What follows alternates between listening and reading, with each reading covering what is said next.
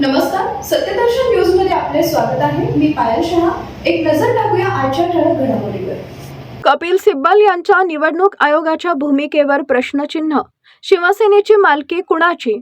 उद्धव ठाकरे की एकनाथ शिंदे यांची? यावरून सर्वोच्च खल सुरू आहे.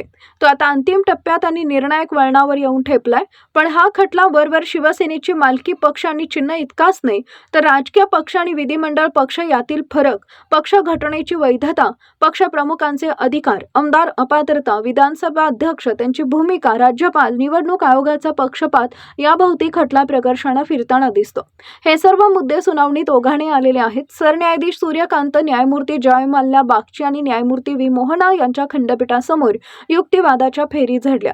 ठाकरे सेनेचे ज्येष्ठ विधिज्ञ वकील कपिल सिब्बल यांनी 6 वेळा एकहाती किल्ला लढवला. त्यानंतर आज विधिज्ञ देवदत्त कामत यांनीही हातगाईची लढाई केली. या सुनावणीत हे मुद्दे महत्त्वाचे ठरले.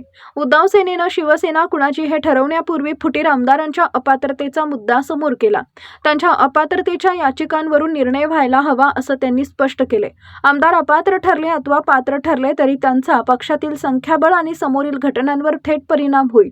अपात्रतेचा निर्णय प्रलंबित असताना पक्षातील एक गट आपणच खरा पक्ष असल्याचा दावा कसा करू शकतो, असा रोकडा सवाल सिब्बल यांनी उपस्थित केला. त्यांनी निवडणूक आयोगाच्या भूमिकेवर प्रश्नचिन्ह उपस्थित केले.